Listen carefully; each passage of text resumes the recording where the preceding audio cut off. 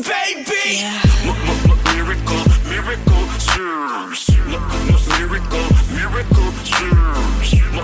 Miracle, miracle, serves. Miracle, miracle, serves. We keep having all these problems. How we gonna solve them? Every day it's the same thing.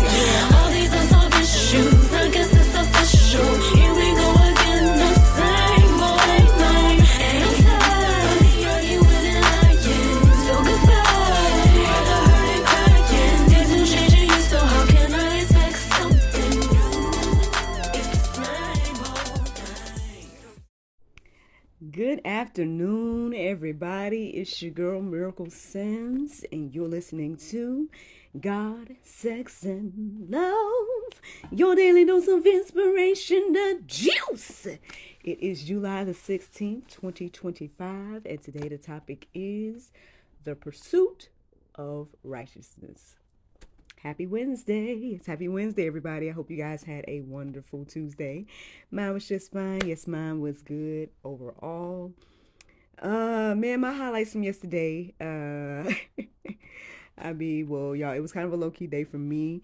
After I got off with y'all, me and my brother stayed on the phone for about 4 hours, y'all. Because that's how we do, right?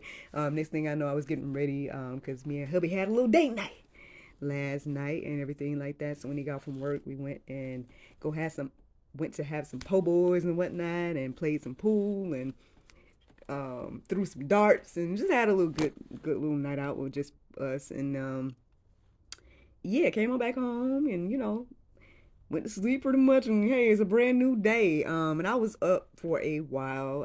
I did not make a note of the time I woke up. I did wake up to an interesting dream, so that was interesting.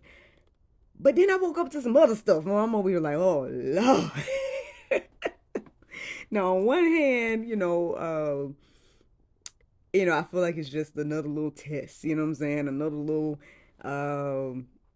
spiritual warfare. Put it along those lines. And I would say all of that, everything I thought about this morning, everything that I was reflecting on, yes, the dream and stuff like that, all of these things led me to this conversation about the pursuit of righteousness, right? So hopefully this will encourage and inspire you, whoever you are listening to the sound of my voice. Let's get into it. Okay, so the definition of righteousness says the quality of being morally right or justifiable.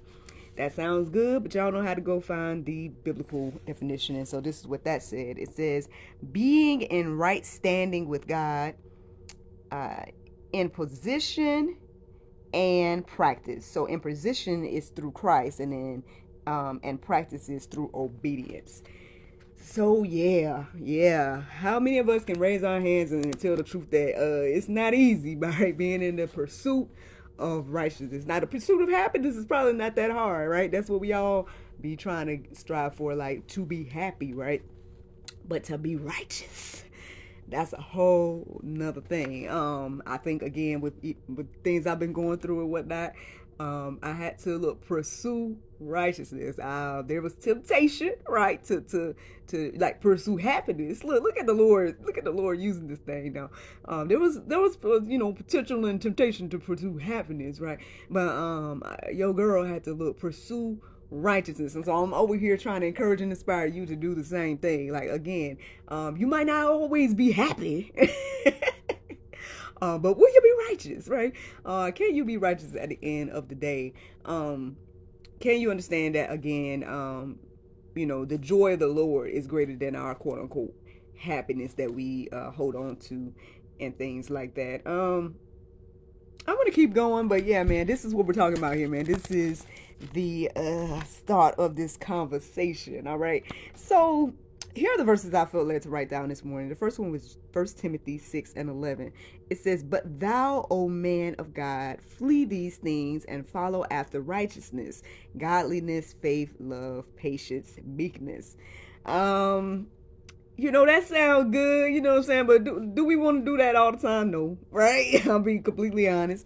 I even went a little bit deeper to see, what was the verse before that. And so it was talking about the love of money and stuff like that. So I felt like just focusing on this particular verse because I feel like just focusing on this kind of fits it for anything, right? Anything you may be going through, I feel like the Lord is telling us today, right, to flee those things, right? Flee those temptations, flee those things, and then follow after righteousness, and all the good things, like he said here: godliness, faith, love, patience, and meekness.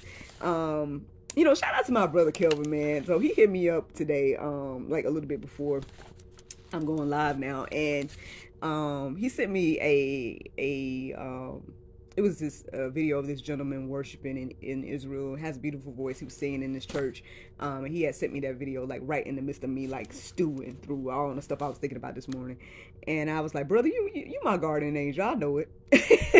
He was like, and then he sent me something else to ponder on, and I was thinking about that. But then he's like, "You want to talk?" I'm like, "Oh Lord." I was like, "You just said you had to work, bro. Like, you ain't got to talk to me, man." But we decided to talk anyway. He listened to my things that I had to say. And, so shout out to brother Kelvin. You know what I'm saying? Every now and then, you need some accountability, right? I put myself out there as an accountability coach as well. Sometimes, look, coaches need coaches. You know what I'm saying? So shout out to Kelvin being that individual to me today to again help me, focus on righteousness, right, and things of that nature. Help hold me accountable, all that good stuff. Because people be humans out here. I'm a human at the end of the day, you know what I'm saying? And so I get tempted just like everybody else, right? I get, stumbling blocks right in my way just like everybody else. And so it's good to have that accountability. It's good to have somebody that's going, like they say, iron sharpening iron. Someone that's going to like point you in the right direction versus being like, "Oh yeah, girl, go on and do that thing." You know what I'm saying? And things of that nature. So I don't know if y'all need somebody like that in your life. If you don't have, I guess I'm volunteering a tribute if you need somebody like that, and stuff like that. And I'm being open and honest to say, hey, every now and then I need somebody like that too. But with that being said, again, like, the goal, right, is to pursue righteousness, right? Look, to be in right standing with the Lord, regardless of anything else. It's so interesting. So earlier this week, obviously, Sunday and Monday, because I taught both days. We were talking to the children about like forgiveness and things like that, and and basically talking about how David made that promise to Jonathan to basically always take care of him or his family or whatever. And so so David took the time to, bless Jonathan's son, and uphold Saul's lineage, right? Even though, we all know what Saul did and everything like that. And so, forgiveness, right? Upholding your promises, right? That's what I'm reminded of in this particular moment. And, again, shout out to accountability. You know what I'm saying? Shout out to, even I sent a little message to my therapist as well. I was like, girl, listen, I know the other day we talked and everything was cool, but look, this right here just look real, this little ugly head. I'm just letting you know. And again, these are things that help me, right, hold myself accountable, to like uphold my promises, right, to, pursue righteousness and things like that. Let me shout out to Miss Angela Knapp, tuning in. Look, Angela Knapp in the building. Greatly appreciate you, man. Look, you tuning in almost every day like my mama and Mr. Ewan used to do. Shout out to them as well. But yeah, man, let's keep going. So I got another verse. It's 2 Timothy 2:22. It says, "So flee youthful passions and pursue righteousness, faith, love, and peace, along with those who call on the Lord from a pure heart." At the end of the day, like, I know that it's more beneficial, right, for me just across the board to like just keep looking at the Lord, like keep my eyes focused on the Lord, keep my promise to Him, right, to be the woman of God that He created me to be, things of that nature, rather than again allowing my flesh, right, or anything else to get me off track of that. I guess my thing is, and I can get deep into some of this stuff because I done talked about some of this before with y'all, but I don't know if I feel led to go deeper in regards to details at the moment, but I'll just say in general, like when I look at, again, my life, when I look at, my marriage, when I look at, being a mother, when I look at the platform that the Lord has blessed me with at, GSL, like, for me to fall short, yes, okay, we all sin and fall short, right? But I feel like there's a heavier weight on someone like me, right? Because at the end of the day, the Lord has blessed me, right, with the opportunity to be able to speak to people, you know what I'm saying? and to be able to like pour into people's lives and things like that. And so it wouldn't be beneficial for me to be intentional about falling short, you know what I'm saying, or put myself in situations that would later be exposed and then make somebody else stumble because Miracle, we thought you was righteous, you know what I'm saying, we thought you was a woman of God, like we thought you was, now again, none of us ain't Jesus the Christ, right? None of us ain't perfect out here, but what I'm saying is that there comes responsibility with quote unquote leadership, right? And so I hope that is encouraging somebody else today. You know what I'm saying? Like if you're in some type of leadership position, whatever it might be. I know we had that conversation about that cop, what was it, last week, that he got exposed, in a compromising position. You supposed to have been arresting somebody. And obviously she talked you into the back seat with her, and we don't know what happened because you turned the cameras off, but we know that people had to let you out because you got locked in, the back seat with her. So it's just one of those things. Like there's gonna be probably a greater accountability for him, right, it being in the position of cop, than some regular civilian. You know what I'm saying? Some regular civilian getting caught in the back. See, I mean, sure, it'll still be bad, especially if they got some type of covenant like a marriage or something like that. But I mean, it's not that bad, in regards to like a regular citizen, like you're not a cop or something like that, but you're supposed to be on duty, right? You're supposed to keep that camera on. You're supposed to just arrest this person and take them to wherever you was taking them, but instead you in the back seat with them, locked in the car. This is just examples, friends, of what it looks like and how this plays out in real life. But I hope that, I guess, the exposure of this nature would deter us, right, from making those type of decisions, right? Like, I mean, we can probably go on and on about that, but I'm going to give you guys another Bible verse. Matthew 5:6. It says, "Blessed are those who hunger and thirst for righteousness, for they shall be satisfied." At the end of the day, like, again, as I was on my little journey this morning, just seeking the Lord about all the things and just going through my little process and stuff. One of the beautiful things I will say is just taking that time with the Lord to say, okay, Lord, I know that things happen for a reason, right? I know that, and even when he put, the pursuit of righteousness on my heart and mind throughout these hours that I was up, again, I was like, okay, Lord, the pursuit of righteousness, got it. I know we talking about that today, what I'm saying? And then, also trying to figure out, did that have something to do with the dream that I had? Like, even the stuff that I woke up to this morning, like, well, what is all this? Like, what are you saying to me overall?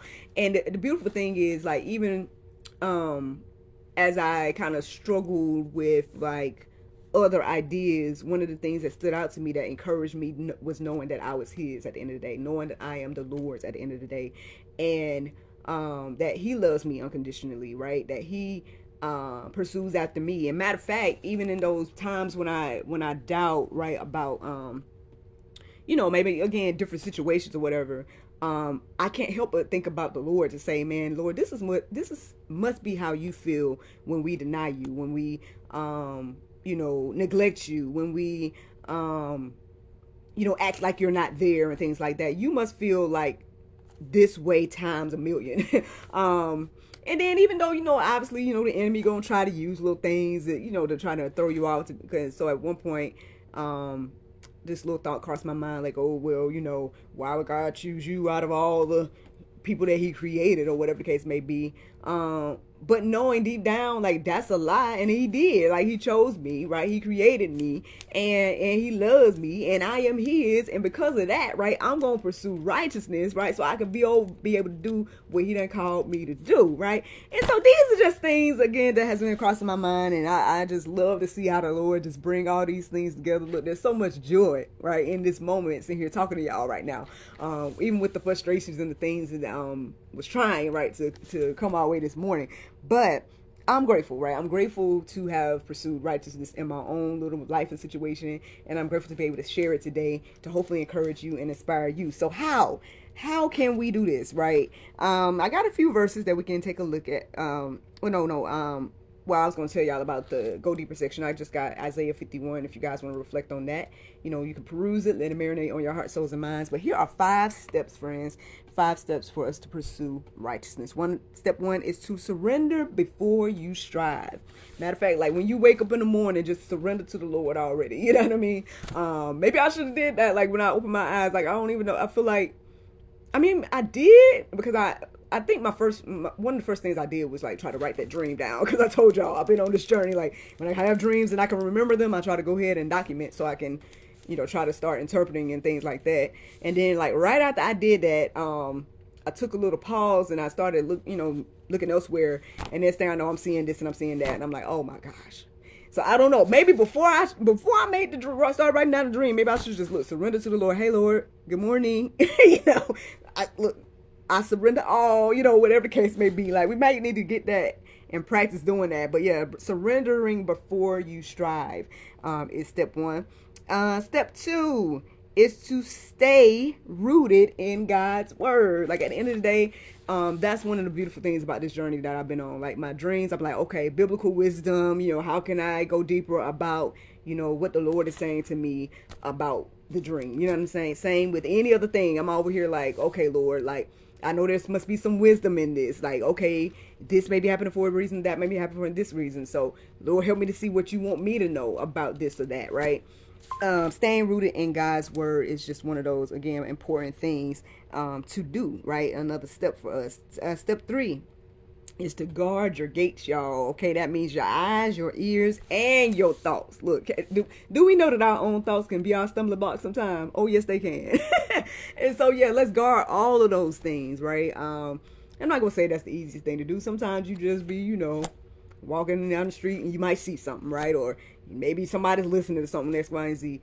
Again, the enemy will try to use any little thing to weasel himself into you and your life, right? But you need to guard those things. And I guess when that happens, right, let's go ahead and, humble that to the Lord and present that to the Lord. Because he know you at the end of the day. That's the other beautiful thing as well. As I was reflecting on all the things, I'm like, well, you know what, Lord, at the end of the day, you made me.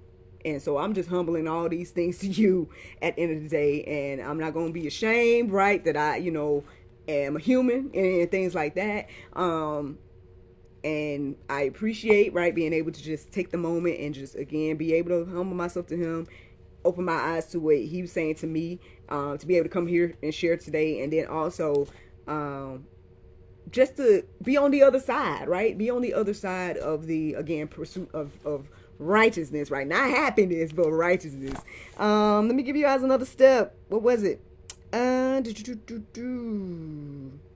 Choose obedience over emotion. Oh my goodness. It's so easy to get emotional, right? We can stay in our feelings, right? And things like that. It was so funny. I kept talking when I was talking to Kelvin about all this stuff. I was like, bro, like, I'm not even mad about the situations. Like, and I'm like, and I've been saying it. It's just that the thought of the issue, what I'm saying, was making me frustrated, what I'm saying, or just the process of processing it, sometimes like those things, again, if you stay in those emotions, then it's easy for the enemy to use that to get in whatever the situation may be for you. Like I said, I can give my examples about, what it is for me, but I just kind of want to keep it general because I just want this to fit whatever you're going through. If you stay emotional about that thing, then you're not going to be seeking the Lord, right? You're not going to be in the word about it. You're going to be in your feelings about it. And then that's not a good place to be, like, because then again, you feeling alone. You feeling like you're the only one that feels the way you do. You making rash decisions that probably ain't going to benefit you or your life or your future. So it's just one of those things that it's like, again, it's telling us here, what was it?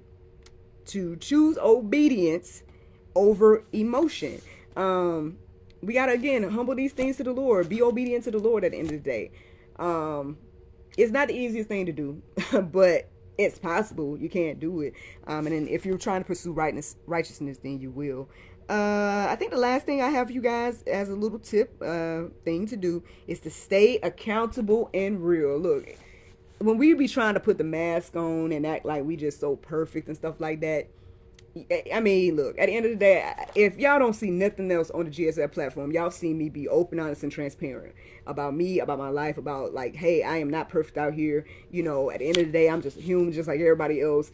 And, you know, I'm just trying my best, right, to live righteously, right, and things like that. But, so being real, I feel like there's so much to that. Like, because, well, one, people can relate to it. I hope that you guys are relating to me and my testimonies as I share them with you guys, because I'm being like, hey, it's been open and honest about the ups and downs. Like, yes, being on this side and being a Christian and being a believer and, you know, trusting in Jesus and everything like that, it's a beautiful, wonderful experience. And I love going to sleep, having these dreams. I love waking up, figuring out what the Lord's saying to me today. And I love being able to come and share it, you know. But at the end of the day, am I still human? Am I still flawed? Is there still potential, right, for the enemy to come on in and try to use me or whatever the case may be? Sure, yes.